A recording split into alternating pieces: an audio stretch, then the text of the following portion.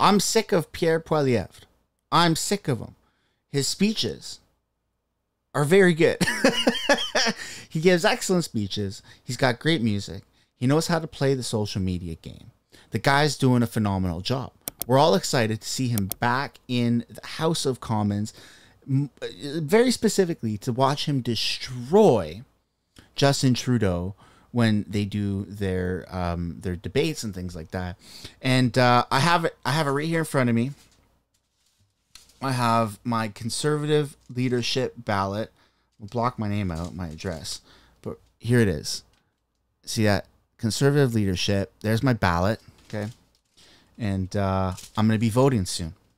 I haven't voted yet. It's right there. And this is the first thing I've ever done in my lifetime. 28 years old. Served in the military for eight years. And I've never once voted. I've never once voted. And this is the first thing I've ever done politically is I've bought myself a conservative membership to vote. And I mean, there's one clear leader in the conservative leadership race, and that's Pierre. I mean, for crying out loud, he's just been endorsed by a previous Prime Minister of Canada, right? He's got the biggest social media presence. He's very relatable. He's got great speeches. He's very motivating, right? He's a great person. But we're going to start to get critical of him now. All right, because we're approaching the finish line, or we're getting close to. Sorry, we're not approaching the finish line. We're getting close to the start of the race. Okay, and we need to be very critical. So we're gonna switch over and we're gonna watch his latest videos, and we're gonna pause them as we go along, and we're gonna critique and call out any BS. Right? We're not just fanboys over here. Okay, we actually have to do our part to be hypercritical of political leaders, because history does repeat itself. And if we see that there's any things, any similarities that Pierre has to maybe something that, Trudeau's behaviors or things like that, I'm not saying they're the same. I'm saying we have to be hypercritical, because politicians are politicians. Remember that. Do not forget that. Go through my channel. You can see all the videos that I talk about where I like Pierre. I've never once said I don't like him. We're gonna be critical of them moving forward. While you're here, before we click play on this video, like and subscribe if you haven't already. And let's go. You know what else we're gonna do? We're gonna bring back hope. You know, every time the Prime Minister comes on television, it's either to insult the people or talk about how horrible it is and why he needs more power and control to run our lives, because life just could not go on without giving him more power. The people want that sense of hope that brought 300,000 immigrants every single year to this country, that inspires our young people to believe that anything is possible if you work hard. That's what my parents taught me. I was adopted from a 16-year-old unwed mother, but my parents always told me it didn't matter where I came from, it mattered where I was going. It didn't matter who I knew, but what I could do. Okay, there's some good truth to that. It doesn't matter where you come from, but it matters where you're going. And that line hits, it resonates with a lot of the lower income families and things like that that are in areas where, government subsidized housing and things like that, where they feel like they're stuck in that hole. And it really doesn't matter where you're from. It doesn't matter if you're born with money. It doesn't matter if you're born without money. It doesn't matter if you come from, just the ghetto in Canada or whatever, let's call it. Canada is a very opportunistic country. And I think that, focusing on the future, and everyone has a very equal opportunity or a very good shot at making it in Canada. So that's good. And building a better life. So I think that what he's saying there, there's some good value to that. That's the Canada we're going to bring back again. We're going to restore hope.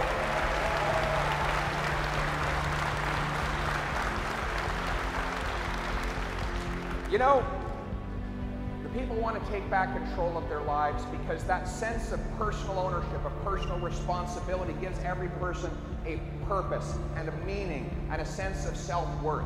There is nothing special about politicians. I'm not here to take power. I'm here to give it back. I'm not here. Okay. So this is also very important because I don't think I've ever personally seen a politician say that, like, we don't matter as politicians, we're working for you. Yet he comes right out the gate and he does say that. And I think it's very important for him to acknowledge that. And as long as he keeps acknowledging it and stays true to that, then I think that this is off to a very, very good start. I'm here to run your life. I'm here to let you run your own life. You have the God-given abilities to do that. That's your purpose.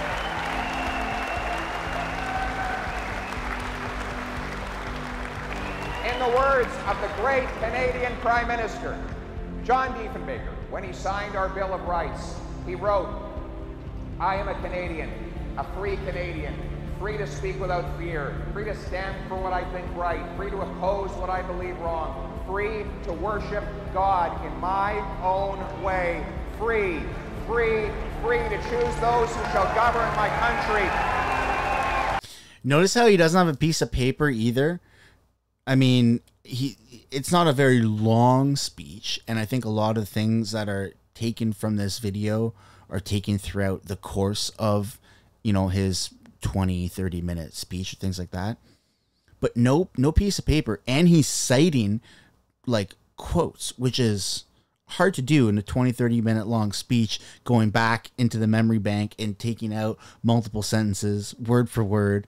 That's fantastic. So that's very good that we have a potential, you know, future leader here who's not just reading from a script and right? Very good. Free.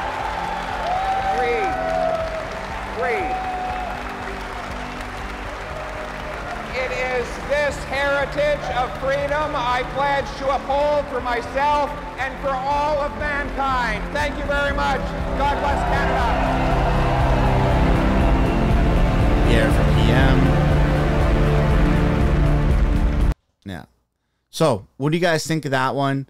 We're going to jump down right here and give Mr. Poilievre a like. Then we're going to switch over to this one here. But before we watch this next video, take this time now to comment down below and let me know your thoughts on what you think of Pierre. Do you think that he's good? Do you think that he would be an adequate or you know, a very good leader? Are you into his debates? Do you think he's a good public speaker? You know, there's a lot of people that do support him. There's also, I'm finding a lot of people that think he's a sellout, right? That don't agree with his policies. They think he just throws out word salad. They think he's just throwing out a lot of, you know, buzzwords to get a certain type of demographic motivated. Do you think that's true? Now we're going to switch over and watch the second one here. Great to be with all of you. As you know, I'm running for Prime Minister. Yes, to put you back in charge of your life. I feel people feel like they're losing control of their lives with inflation. You know, our young people can't afford homes. Many 30-year-olds living in their parents' basements because housing is too expensive. We have single moms who have to put water in their kids' milk because they can't afford groceries. A lot of working people can't afford gas for their cars to get where they're going. With interest rates going up now, people are worried they might not be able to pay the mortgages they do have. And this is all the result of Justin Trudeau's tax and spend policies. He's printing. Okay, so I should have paused it right at the beginning, but right at the start, he did say, I'm running for Prime Minister to put you back in charge of your life. What does that mean? I mean, I like it. It gets me motivated. Like, yeah, I'd like to be more in charge of my life. But Pierre, what does that actually mean? Right? And then you talk about how Trudeau's, you know, printing money and, you know, he's got all these carbon taxes and inflation. We get that. But how are we more in charge of our life? How are we going to be? At $500 billion. All this money is bidding up the price of everything. The more he spends, the more things cost. It's just inflation, and you're paying for it. So I'm going to change that. I'm going to cap government spending so that government has to find $1 of savings for every new dollar of spending. I'm going to eliminate the carbon tax to lower the gas and grocery and heating bills. We're going to lower income tax and payroll tax so you keep more of your paycheck. So we encourage hard work and reward people. What do you want to lower it to? I think is another thing that we should be asking him.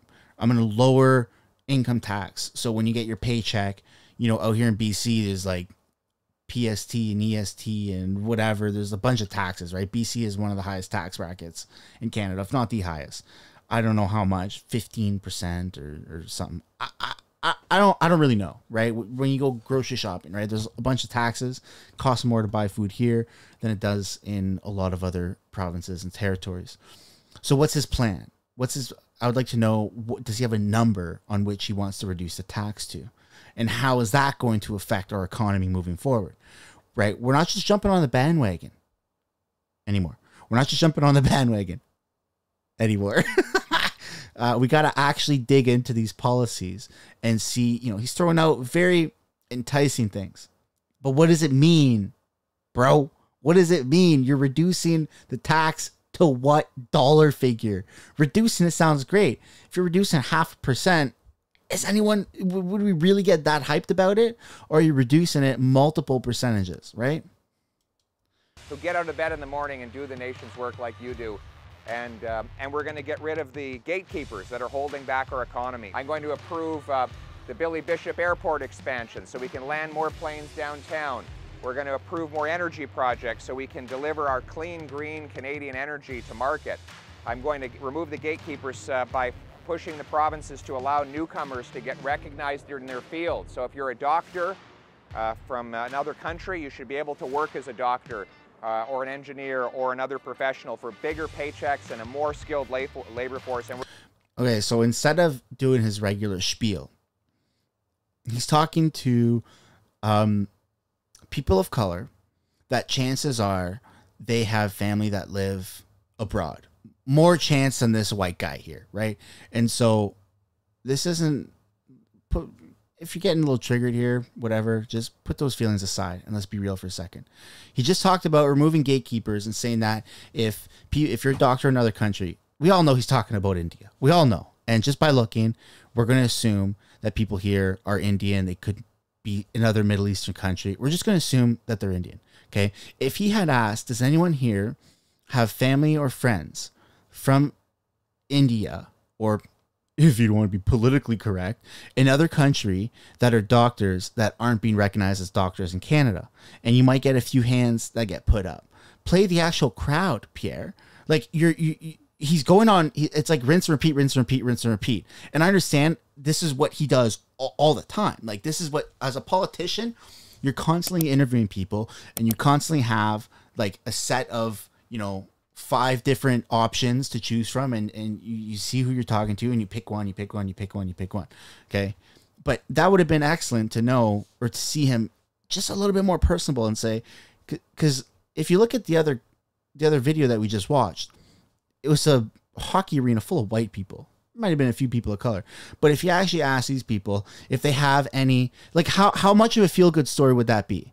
Right? If you're talking to people and say, hey, sir, where are you from? And they go, India. And they say, okay, do you have family or friends there that are doctors that have looked into or tried to get into Canada?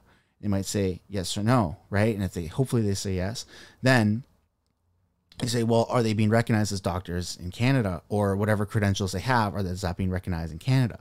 And they might say, probably not. And so that's what Pierre's trying to fix. So get the real life story, man. This is what I mean. We're going to be way more critical now. Let's go back a few seconds so we can get back into the groove. Field. So if you're a doctor from another country, you should be able to work as a doctor or an engineer or another professional for bigger paychecks and a more skilled labor force. And we're going to speed up immigration, bring people here faster. Too many waiting lists. But also one more thing. The issue with the doctor qualifications and engineer qualifications coming into Canada, Canada also has a standard, right? And so if you are a doctor in another country, the standard might be different than what it is in Canada, but there should be tests that you can take to be like, yeah, okay, you pass that, right?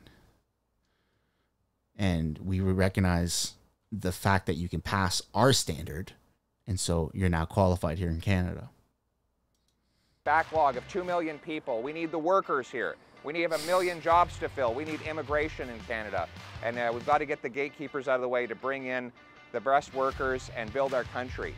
So my goal is to make this the freest country on earth so that you can take back control of your life and fulfill your dreams while contributing to this wonderful country of ours. So thank you very much. Let's make it happen. Thank you. Thank you.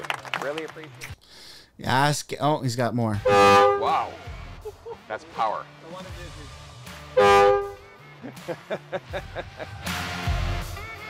Okay.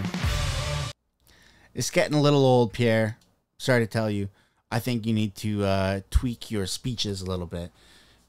Make Canada the freest country in the world. If you're saying that, I think you should back that up with what that actually means. We're going to reduce tax by 5%. We're going to, axe the carbon tax. And so gas will come down a minimum of 20 cents, right? Or a maximum of 60 cents, whatever it is. Like real numbers, right? There's a big lack of trust in politicians, and you've gotten people hyped, right? And it's worked, and people's emotions have been fiery for the past, 2 years, but more specifically, everyone just kind of, their emotions popped during the Freedom Convoy, and it's been very, very tense and fragile since then. And I think now it's time to actually come out with real numbers and real tangible things that people can latch onto instead of key buzzwords, because everyone's saying that. Just inflation, carbon tax, we're paying more than we ever were, right? Housing market has tripled. Like, anyone can do that, Pierre. Anyone can do that. I've done that on this YouTube channel. Anyone can do that. But as a wannabe policymaker, right? As wannabe prime minister, bro, you got to have real numbers. Real numbers. And then we'll get behind it even more. Thank you so much for watching, ladies and gentlemen. Like and subscribe if you haven't already. And I'll see you in the next one.